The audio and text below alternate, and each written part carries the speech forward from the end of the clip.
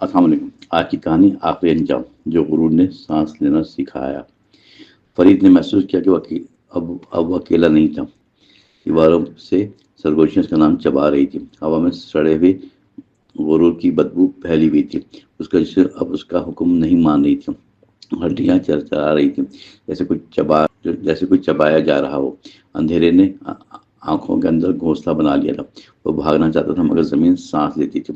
ہر قدم پر فرش گوشت کی طرح دھنس جاتا تھا۔ پیچھے سے ہنسی آئی، انسانی درندے کی۔ اس نے مڑ کر دیکھا مگر چہرہ غائب تھا، صرف دانت تھے جو مسکرا رہے تھے۔ آواز بولی، ہم وہ ہیں جنہیں تو نے کچلا۔ فرید چیخا مگر چیخ الٹی ہو کر حلق میں اتر گئی۔ اس کو غرور نے اب کھال بدلنی شروع کر دی۔ آئینہ نمودار ہوا مگر سڑ رہا تھا۔ اس کے چہرے پر سینکڑوں آنکھیں کھل رہی تھیں، ہر آنکھ میں سے ایک بددعا زندہ تھی۔ آنکھیں پلک جھپکنے لگیں، خے کے ساتھ سیڑھیاں دوبارہ ابھری، ہڈیوں سے بنی۔ ہر سیڑھی پر فرید کا نام کندہ تھا، اوپر نہیں نیچے لے جاتی تھی۔ وہ ہر قدم کے ساتھ گوشت اترنا شروع ہو گیا، آخر کا وہ صرف شعور بن کر رہ گیا۔ ایک آواز آئی، اب تم سزا ہو، تم ہر مغرور کی آخری سیڑھی بنو گے۔ فرید چیخنا چاہا، وہ منہ نہ تھا۔ سیڑھی ہنسنے لگی، خون ٹپک رہا ہے۔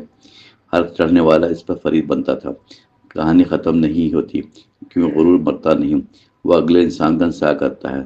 تم یہ سطر پڑھو گے مگر اکیلے نہیں۔ کمرے کی خاموشی تمہیں غور سے سن رہی تھی، آنکھیں الفاظ پہ تھیں مگر سانسیں بھاری لگنے لگیں۔ یہ احساس نیا نہیں، پہلے بھی آیا تھا۔ تم نے صفحہ پلٹنا چاہا مگر ہاتھ رکا۔ دل نے کہا آگے مت بڑھو مگر تجسس جی لیا۔ لفظ اب کہانی نہیں، ہدایت بن رہے تھے۔